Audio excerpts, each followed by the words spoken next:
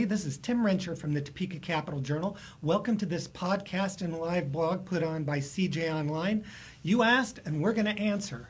Through one of our programs, we ask our readers and viewers to send questions to the Topeka Capital Journal and CJ Online. And we have Dr. Jason Peak, the Public Works Director for the City of Topeka, here to respond to them. And if time exists towards the end of this 1 hour program, you will actually be able to submit questions online. So let's get at it right away. But first, Jason, thank you for being here. Glad to be here, Tim. Thank you. Okay. Are some city road projects chosen because of underlying water or sewer issues rather than just road conditions? Absolutely. There are many factors that go into us picking road projects. We're getting ready to start planning for the next CIP here in the next month. We coordinate with not only public utilities, water and sewer, but also other private utilities, AT&T, Westar. Those factors go into the decisions of selecting the project, as well as private development activities that may be going on or other economic development. Okay. Thanks to the reader who posed that question. Here's another one. Pretty straightforward. What does the citywide half-cent sales tax pay for? Sure. So the citywide half-cent sales tax that was passed in 2009 was passed with a primary focus on streets, and the other point I want to emphasize is it's existing streets. So it's not used for adding lanes or building new roads. It's focused on existing streets. About 90% of that funding goes to street projects. That's followed by another 4% goes to replacement of curb and gutter, 2% towards sidewalks, less than 1% to alleys, and then the remaining percent goes to our personnel that administer the projects, as well as paying for snow and ice and some commodity expenses that our street operations folks use for maintenance of streets. Oh, thanks. Okay. How much of the citywide half-cent sales tax revenue has been spent on bicycle lanes, signage, painting, etc.? Yeah, so what I'd say, the short answer is very little. I mean, we don't track those costs individually in the kind of the gross project scheme, but just to give an example, if we're replacing a street that has pavement markings like a center line or a stop bar, the project would pay to replace those. A lot of the bike lanes and things that you see around town have not been paid for through the citywide half-cent sales tax. We've done those through a combination of funds from Kansas Department of Transportation, federal highways, as well as private donations. And we try and coordinate those so that if we have a street project going on and that project, that we're trying to do those at the same time with those two separate funding sources. Does the citywide half-cent sales tax replace other budgeted money or supplement it? Are we really taxing ourselves more for other purposes? So I think this is a great question. So I was not here. I've been here for about 2 years, but my understanding in 2009 was that sales tax was instituted because we weren't funding streets at the level that we needed to. And so what I'd say is it has augmented or increased the funding that has gone to streets. We shared with council over the past 2 years kind of what the history was, and prior to 2009 we averaged about $4.1 million annually for major street projects, and that was primarily through general obligation bonds issued through the city. This sales tax has added basically around $14 million a year. Like I said, about 90% of that has gone directly into street projects, and so that's been a significant increase. And then as we've talked to council about pavement management, we talked about this overall goal of where do you want the city streets to be. And so the past 2 years, general fund budgets has also reflected general funds out of our operating cash towards pavement management. Okay. A document produced by the city and published online accompanying a recent Capital Journal article accompanying a recent Topeka Capital Journal article shows a $13 million difference between revenue and expenditures for street projects financed by the citywide sales tax. Where is that money? Sure. So it's in the fund, and I think we're wrapping up our budget process. And the city has many funds. So I think an easy way for viewers maybe to think about that is it's like different checking accounts. And so the citywide sales tax has its own separate checking account. And so the money received from that sales tax goes into that fund, and as we expend on project expenditures, money comes out of that fund. It's not uncommon to have basically a balance as we're kind of ending a fiscal period. We may have active projects that expenses need to be paid on, but that money basically carries over into the budget for the next year. And so that money is basically retained within what we call the citywide sales tax fund, and that information is presented to the governing body as part of our annual budgeting process. So the short answer is we have it on hand. Yes. Okay. What will the city do differently to improve the streets now from what it has done for the past 8 years? Sure. So we've talked with council and had numerous presentations about how we've changed our focus on working on city streets. And the short answer is to say we've gone from a project orientation to a program orientation. And what I mean by that is, you know, we talk about a lot about projects. We get questions about that. When are you working on this street or this street? And those are important questions, but to drive the selection of those projects is having an effective program. So where we have kind of started to steer the ship is what we call the pavement management program. That means we have a uniform rating of the condition of all our streets, so we know what their relative grade is, which means we know what the most cost-effective treatment is. Then we forecast out over 10 years, 15 years, what's the desired state of those streets. We had that conversation with council and talked about the budget impacts to reach different states. And in 2017, kind of where council gave us direction is they wanted to shoot for a PCI goal, pavement condition index goal of 60. And what that basically means is we would put the majority of our streets in a fair condition and on a pathway to ultimately reach a 70, which we think that's kind of the optimal overall system grade. It doesn't mean all streets are perfect, but we have a better balance of streets in poor condition and good condition. And so over the next 10 years, we'll be working towards those pavement management goals. We've had several discussions with council about the budget needed, and you know, at last month's meeting, council took action to put a resolution on the ballot to renew the citywide sales tax, and that's an important piece of our funding. In this year's budget, it's a little over 52% of our funding for street projects comes out of that citywide sales tax. We got a question that kind of goes with that, and that's from a viewer on Facebook who wants to know about 6th Street from, I think, Rice to Croco, which is an area that they say has a number of potholes. So you were talking about street management and kind of the hierarchy. So does that street fit in there somewhere? Do you know? Yeah, and so you know, one of the things we talk about is the right treatment at the right time. And so you know, we have a pothole problem in Topeka, and that's what people love to talk about. Is when are you going to fix this pothole, and when are you going to fix the street? And that's why we shifted the conversation from saying, when are you doing Southeast 6 from Rice to Croco to what are you doing to increase the overall condition of city streets? So over that, we basically kind of have a 3-year budgeted forecast within our CIP. That's basically the streets that we're committed to work over the next 3 years. And then we still have the operations and maintenance piece where we have to repair those potholes, keep those streets in what we call a serviceable condition until they basically rank and are ready for a larger project. Okay. If city code is revised to require concrete driveways, will existing gravel driveways be grandfathered in, or will they have to be replaced? So, Tim, that's a planning and zoning development service question. I don't really have an answer for you on that. That's not kind of in the responsibility of Public Works. So. And I will inform the readers that Councilman Mike Lesser had a proposal put forward that would have perhaps done away with the gravel driveways, but he is actually in the process of revising that. He doesn't want to ban your gravel driveways.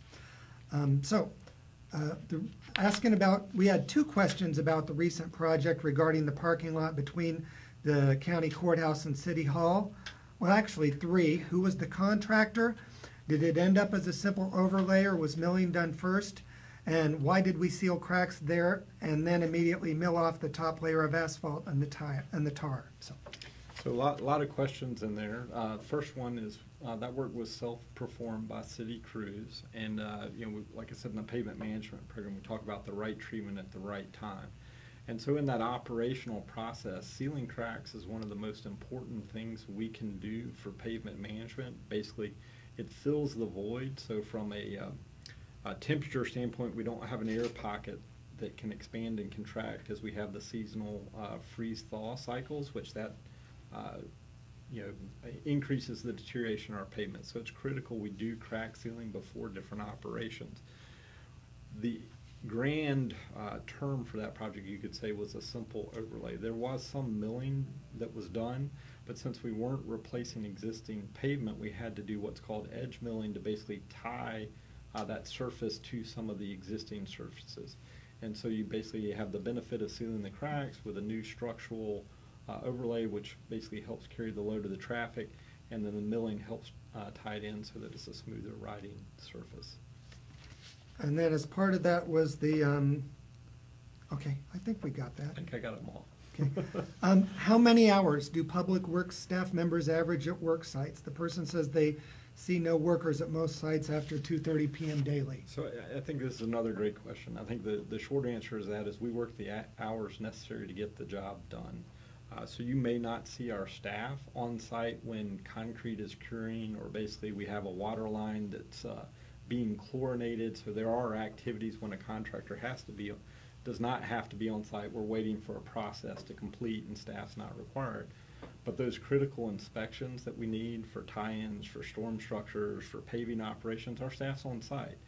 We're also trying to be efficient with the labor force that the taxpayers have given us. I mean, our project inspectors carry several project loads, so they may not be at this project because they're at another project. And then some of the work we're even doing is happening at night, and so they're working a night shift basically to be out there inspecting the work at night. And so their day varies depending on the job or the construction season. Okay. Why is the timing of Topeka traffic signals so problematic? And then we had 3 different people asking about this. One said left turn signals at many intersections only allow 4 or 5 cars through, which results in the following: drivers running a red light sometimes. Drivers using Southwest 29th Street have to wait forever to cross Topeka Boulevard on Sunday mornings. Also, is the city capable of setting traffic signal timing differently on weekends, or does it just set them the same for the entire 7-day week? So basically, why is the timing so problematic, and what can timing be set for? Sure. So lots of different questions there. And traffic signals, I think we could spend a whole hour talking about that and be happy maybe to do that in the future with you guys. The short answer to different timing plans is yes, and we do have that in operation on various corridors. There's a lot of things we look at with traffic signal timing about what is the goal. And is the goal to provide service to you, to me, or to a larger traffic movement? Example I like to talk about is, if you think about 4 legs on an intersection, there's only so much time you can give to each leg in a traffic cycle. So think of it like a pie, right? And I bake a pie, and there's only so much pie to go around. And so our job is to try to make sure that we effectively allocate those pieces of pie. Some people may not be satisfied with the size or the time of the pie that they get in that cycle, but we have to make sure that we serve all movements. Other things that can happen in traffic signal, Southwest 29th, and some of those you may be sitting there and saying, well, why hasn't the light changed? Well, a couple things could happen. One, you may have had a pedestrian crossing. If a pedestrian activates a crossing signal, there's a required timing we have to provide to basically accommodate people of all abilities to cross that intersection. So you may cross it faster, I may cross it slower, but we have to set basically a minimum time. And so that cycle has to clear before we can service conflicting movement. And then the other things, just maintenance and repairs of upkeep of traffic signals. We have different detection methods that basically help determine if you're there. And in some places we don't have that. A lot of our downtown signals are on what's called a fixed time or time of day plan. That's how that infrastructure was designed 20 years ago. We had a very stable traffic pattern, and so those fixed times are the hardest to adjust and accommodate to flexible demand. Where we have video cameras, radar, infrared, or signal loops, basically the wiring in the pavement, those can be more traffic responsive, so kind of adjusting to the travel demand. But those are all pieces of infrastructure that require maintenance. You have loops break, they don't detect a signal. We have a camera that's pointing at you. The straight line winds that we have last week, if it alters that camera, then the detection may be off. Up until last year, we didn't have a comprehensive network and system that would provide real-time alerts to us that, hey, we've got a problem at this intersection. So some of the technology we're implementing on the back end will help us be more responsive to when we have those detection failures and can adjust it. We do also use what's called adaptive signal timing on some key corridors, 29th and Fairlawn being one of those areas. And basically what that signal does has algorithms. It's counting traffic as it moves through that intersection, and it's making real-time adaptations to move the most volume of traffic on there. Part of the problem with the adaptive signal is it can be different depending on the day and the volumes that come up. So you get away from what we call user reliability. I drive this route every day. This is what I expect to see.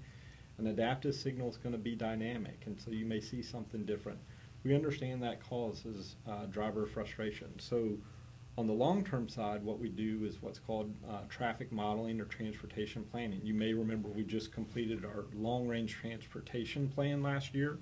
That basically builds a traffic demand model of the city and the county and looks at congestion and what are the projects that we need to be doing over the next 10 to 20 years to have an acceptable level of congestion. Because I would, put the argument out there that we are in a city. Congestion is something that you're going to expect to see in a city. It's just how do we manage that effectively, and we keep working towards that. All right. Why did the city spend $2.7 million to build a brick street on Clay between Southwest 6th and 10th, which is a street hardly anyone uses, one reader asks? Sure. So I think a lot of people in the community are familiar with the major arterials, the streets they drive, the Wanamaker, the California, the Topeka Boulevard, and they're familiar with the traffic on it. Well, we use those kind of classifications, arterials, to define traffic volumes and priority of corridors. Southwest Clay Street is what we call a minor arterial, and if you're not familiar with that neighborhood, you may ask why. Well, there's actually 4 schools located, basically along that corridor. There are 2 within that 4-block area, basically at 6th and at 10th on Clay. And then the other thing is one of our fire stations that services calls within the downtown area is directly located on Clay Street. And so, it's an important corridor in the downtown area for servicing traffic. And then also think, the brick street project that we did there, we recycled those bricks. Those were existing bricks from the pavement that we rebuilt there. So that was a sustainable practice, and that would also provide a long service life, and it enhances the quality of life and visual appeal of that neighborhood. Here's another brick question. Isn't the city just saving money by not resurfacing the old brick streets? Yes. It's a simple answer, but let me expand on that, because I think this is an important point, and that's been our charge by the community and the council, is to be more efficient with the resources that we're given. And so it gets back to that pavement management program and looking, what is the right treatment? We have brick streets in this community that you're the history guy, right? And so you've done some work on that, but probably been here 70 to 100 years. And while they may not be the smoothest ride, the overall condition of those streets is not bad, right? And if we're getting 70 to 100 years out of a brick street pavement, versus an asphalt street where our goal is 30, concrete street, let's say maybe 40, depending on traffic volumes, that initial cost investment in a brick street may save us cost in the long run. So that's just trying to be more efficient with our resources.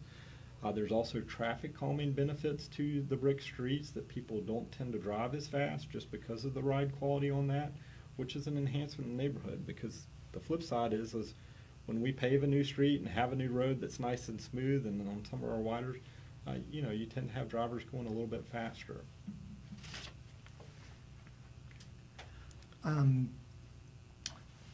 Southwest 21st Street is extremely busy, one reader asks. What plans and time frame does the city have for improving Southwest 21st? So I saw this question, and it's a broad one, because Southwest 21st basically goes from Topeka Boulevard to beyond the limits of the city.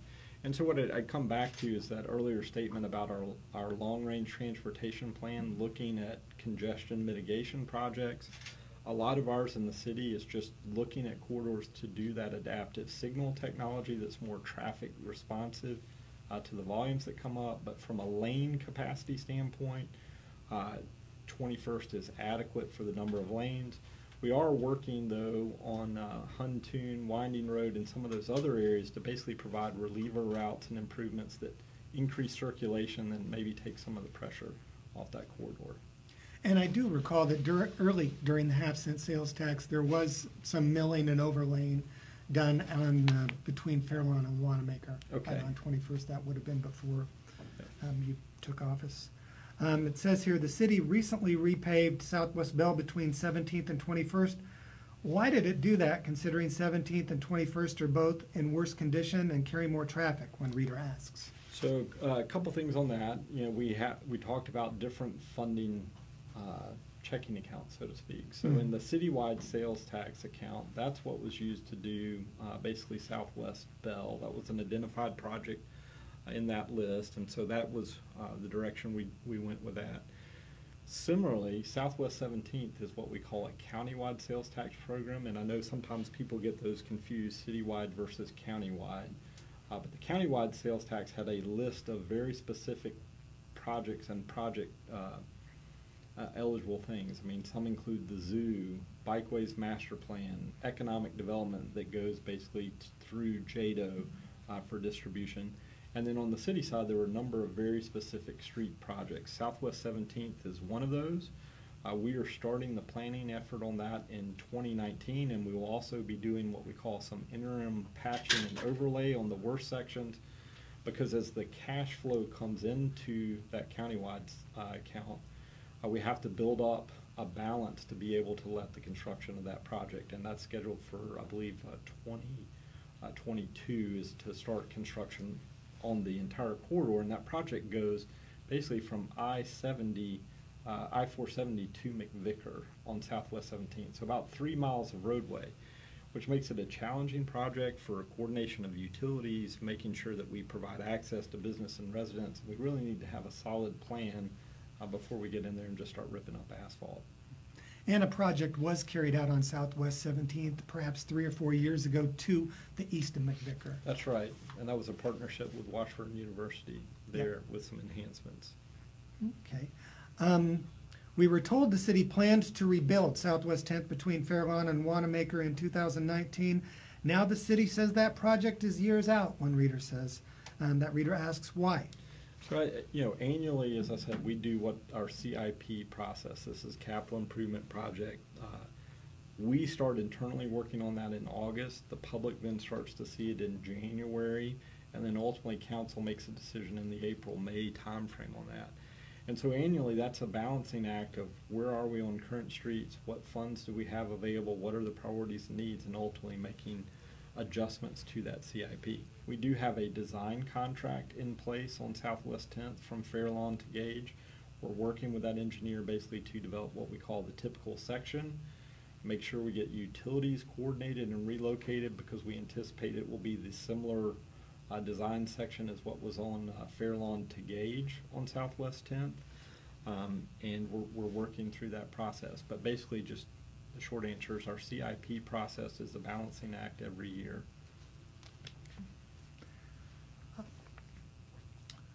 Could the city please provide a map showing the street projects that were completed, the names of the companies that carried them, who prioritizes the projects, etc.?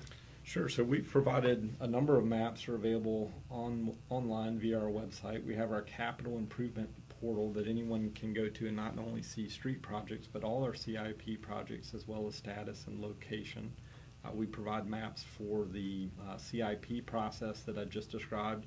And then as we went through the sales tax discussion through our council meeting, we provided maps of work completed to date with the sales tax, and we'll make sure that we get that put in a place where people can find it on the website. Okay.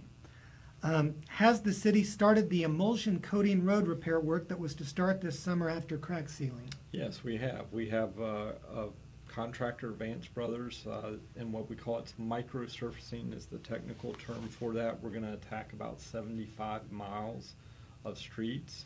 They started that work last week, doing what we call a lot of the prep work. They have to remove the pavement markings so that they're ground down and ready for that microsurfacing, as well as some patching. We want to make sure as we're surfacing, if we have any really high severity failed asphalt, that we're patching that prior to the microsurfacing. And so they're going to continue that process, and within the next few weeks, you'll start to see the actual microsourcing go down. And that process is targeted at keeping the streets that are in decent condition from getting in worse condition. Yeah, the best way to think about it is like it is a full width surface seal. The microsourcing, doesn't get down into the cracks. That's why we do the crack sealing before that. So, a pavement section can be 6 to 8 inches deep. And so that crack sealing is really getting an effective liquid into that area to, like I said, minimize that temperature expansion and water infiltration through that. And then the microsurfacing provides basically a wearing surface.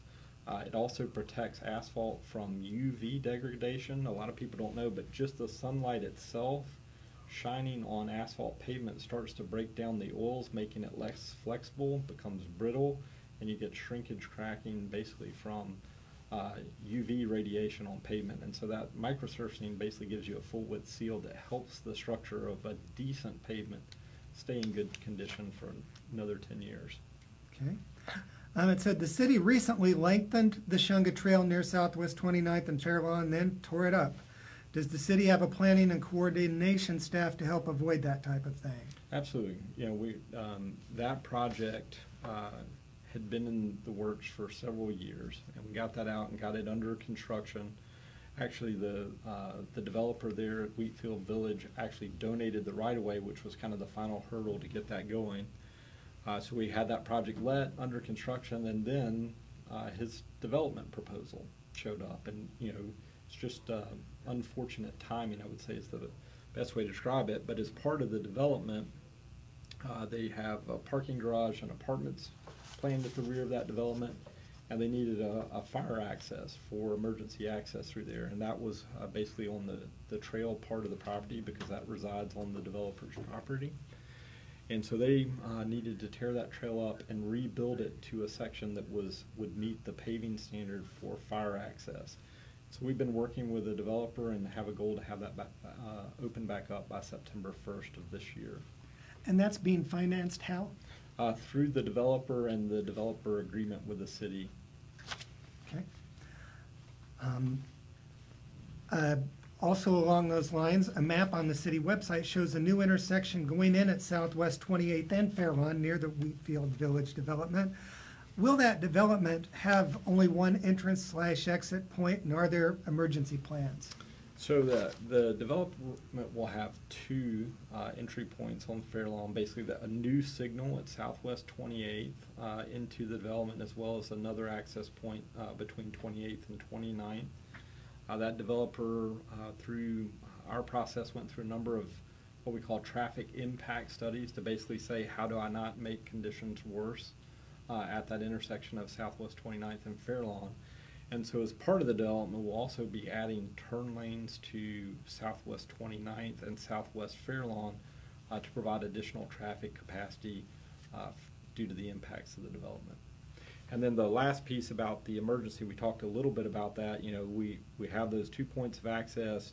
That plan review process goes through a review by our fire safety plan reviewer. So the fire department actually provides a review and guidance to make sure everything we're doing provides reasonable access in the event of emergency. Okay. Another reader says the city planned several years ago to completely replace Southwest Gage Boulevard between 37th and 45th. And the reader wonders why that has not happened. So I don't know the full history of that. I know there was a project started and it stopped out there, but I think it just kind of comes back to the beginning of our conversation. We had a number of projects early on selected for different reasons, right? And our focus now is looking at raising the overall condition of city streets based on their pavement condition and doing it the right treatment at the right time at the right location. So while the ride quality may be poor on Southwest Gage, it's not at a point that warrants a full-scale replacement out there. We'll continue to do patching of high-severity potholes or joint failure areas until it's in a condition that warrants replacement. Okay. How have street improvement projects been disrupted in different areas of Topeka? So when I read this, I think maybe it meant distributed, because the last part says you always hear someone saying on the east side griping. That's also what the reader said. Yeah, and so I think I can't speak for the previous 2 years how projects were selected, but like I said, we're trying to be strategic and do it based on data. Like if we do this project, what result does that have in improving the overall condition of city streets? And then the second piece of that is, how does it coordinate with our utilities work? Because we talk a lot about streets, but we've got the same condition with our utility lines, that we have a lot of old water lines. I mean, we've seen the water breaks over the past several months with the heat. That are we coordinating resources so we're effective with the tax dollars that the citizens give us to do our job? And so if you look at the distribution, some of the mapping that we provide, I think you'll see that it's pretty widely distributed throughout the city. There's no heavier concentration in one area or the other. We've got projects currently active in all sectors of the city. One reader asks, if downtown redevelopment is going to bring many visitors to Topeka, won't that raise sales tax revenue enough to avoid having to raise the citywide tax to 3/4 cent? So I think kind of taking the last part of that question is, council, of course, last week made a decision that we're only asking to continue the half-cent sales tax. So there's the discussion to increase it to 3/4 for city streets is off the table, and that's what we'll work with to do. I hope that downtown development increases sales tax. I mean, that's part of the reason we do these projects, is to make sure that we're doing the things to make Topeka grow and develop and have a stable tax base to do the types of projects that this community desires. Okay. One reader asks, why can't the city perform timely and effective street repairs rather than having to pave a whole street when unnecessary? So I'm not sure I really understand the semantics of that question, but what I would say to you is my observations when I got here to the city of Topeka is we have decades of deferred maintenance within the city. We have a number of streets that, I hear talking to citizens, you haven't worked on my street in 30 years. You haven't done the project out here. And so that's reflective of, I think, not having a strategic program of what are we trying to do with our streets.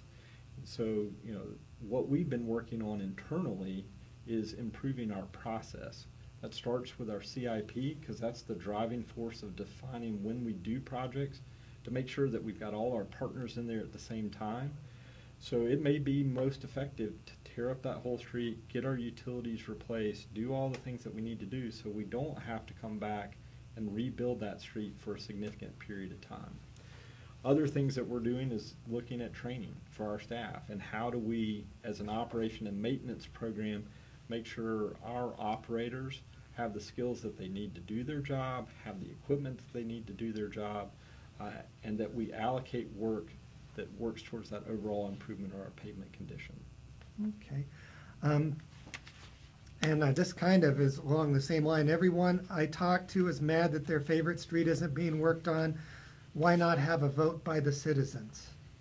Yeah, great question, and we take those a lot of times. And I keep coming back to, if I asked you which street to work on, it would probably be the streets that you drive most every day. If I asked Luke over there what streets he'd want to work on, it'd be the ones he drive every day. And not that those aren't valid points, but from our standpoint, there's 1,600 lane miles of pavement in the city of Topeka. And to put that in perspective, that's the distance from Topeka to San Diego, California. And our goal is to make that the overall condition of that entire section of pavement better. And the way we do that as engineers is having data. That's that pavement condition index, so we know what the condition of those streets are. We have the budget that council provides, and then we have the coordination with all those other project activities. And so just say that gives us insight to make a recommendation about what's the best investment, but then ultimately council can give us direction, well, hey, this street should be a higher priority based on these conditions, and we do that. But our job as technical managers is to use that data-driven approach and make the selection that's best use of resources. Okay. One person says mill and asphalt renewal of streets would be a quick fix instead of completely redoing storm sewers, curbs, and sidewalks. We could see results. Don't disagree with the statement at all. And I think that's one of the things you're going to see over the next 10 years is a better balance of those treatment types. I talk about right treatment, right time, and right location. So the first treatment is what we call preventative maintenance. That's the crack sealing, that's the microsurfacing, that's the strategic patching. And so we're doing 75 miles of microsurfacing this year, okay? That's a significant amount of work compared to what we've done over 10 years of reconstruction, because reconstruction is the most costly. You can only afford to do limited amounts of time. And then the middle ground, the mill and the overlay that the person talks about, that's what we call repair rehab. And that's appropriate to do, but if we've got a bad water line or we've got some other underground utility work that's going on, it may not be a wise investment for us to do a mill and overlay knowing that we need to do this other work. There are situations when that could occur, that we're trying to buy time until we have a larger project or we need to address a high severity area immediately. But in most cases, we're only going to do mill and overlay when there's not a lot of underground utility work. Okay. Why was access to Aquarian Acres blocked on a recent weekend? So my understanding, that's related to a water line project that Utilities is doing in advance of a county road widening project. So I don't have a whole lot of details on that, but it was coordination with Utilities and the county's road project out there. Yes, and 29th is being widened out by Lake Shawnee. And the next question was, what is the status of the waterline project on 29th at Lake Shawnee? It started before July 4th, but no recent work has been done. Yeah, so as I said, that's in the utilities department. But what I would say on water lines, and I think this is just something people don't have a lot of insight to, is when we put in a new water line as a city, we have to chlorinate that line and make sure that it is ready to carry water that can provide safe water quality standard drinking water to your tap. And so there's a chlorination, there's taking samples, back T testing, and all that process has to occur. So it may seem like they've gotten to a point and work has stopped and nothing's going on. Most often it's that chlorination and back T testing that's happening. Okay, we have two more questions that readers provided in advance of today's event. One, why is the city replacing curbs and gutters in Clarion Woods, one of the newest subdivisions in the city? Yeah, so my understanding, when that citywide half-cent sales tax passed in 2009, had a number of projects listed. The early on projects were focusing on our arterials and collectors and minor arterials, the busiest streets, and towards the last 4 years of that program was to have a heavy emphasis on neighborhood streets, so going into neighborhoods. You know, 2016, I know when we got here, we programmed over 9 different neighborhoods, and we worked in many more since then. And Clarion Woods was one of those neighborhoods that was identified as a neighborhood needing work done. And I think part of that's because if you've been out on those streets in that area, they have a lot of groundwater issues. So the original design of the pavement when that subdivision went in didn't account for pulling that water out from the base of the material so that the surface pavement would remain in a good condition. And so those streets deteriorated a lot faster maybe than some of our older subdivisions due to the original design out there. Okay. Why have no improvements been made on Southwest 12th or Huntoon between Topeka Boulevard and Fairlawn, and on Gage between Interstate 70 and Southwest 10? So Southwest 12th is another one of those projects that's a countywide, and I think that's you know, sometimes difficult for just the general public that doesn't work in this every day, is that countywide sales tax, when the project's identified, we want to make sure we leverage those funds to do that, because if we're drawing on other general obligation bond or other sources, we're taking away our ability to do other projects. So it's kind of the cash flow within that countywide determines the distribution of those projects. And so Southwest 12th is one of those projects that will start planning activities in 2019. I-70 on Gage, we actually were awarded a traffic safety enhancement project that's going to widen part of the roadway basically from Emlyn Drive up to I-70, and that will include some pavement work. And then in the CIP, in the out years, we're looking at the section basically from Emlyn Drive down to 6th Street. So you heard it here from Public Works Director Jason Peak. The area on Gage just to the south of I-70, the area of the Pines Apartments, you know, to the north of Hayden High School, there is going to be some widening done to improve the safety. Do we have other questions coming in? Yeah, we've got a couple, and so I'll start with the first one that came in, which we sort of addressed this a little later on after they asked us, but The question was, why does it take so long to get street projects completed? Do you build in contract timelines and monetary incentives to meet deadlines? And is there a way to get utility companies to comply with those timelines easier? Is there a way to work better with utility companies so they're not delaying the project? Sure, great question. So I think that's been, what the general public may not see, but will see as we kind of continue to move forward, and you've seen it in literally the past 2 years, but is that utility coordination process. We meet monthly with all our utility providers to kind of talk about the next 5 years worth of projects. And then as we get into those individual projects, we now have hands-on utility coordination meetings, kind of defining the corridors that they need to be in, getting them relocated. And so, you see that we're getting much better at that process. Time frame wise, if we talk about a big reconstruction project on an arterial, you're talking about 3 years, basically, to go from being in the CIP to actually starting construction, and depending on the length of the corridor, completing construction. And why does that take so long? Well, one, we have to basically identify what improvements are needed. Like I said, we've got to coordinate with our partners, and oftentimes that can lead to we need easement or right-of-way acquisition, so then we actually have to go out and buy or rent property for the improvements, and that's basically negotiated with private property owners. You need to have that in place, and then you need to schedule your utility relocations. And we have to think, AT&T, Westar, Kansas Gas, they have their own projects and their own CIPs and their own schedules, and so we're trying to coordinate all these schedules and make it happen. And then we want those utilities in place because every contractor, and we meet regularly with our contractors, what can we do to improve this process? The main thing we've heard from them is get utilities clear.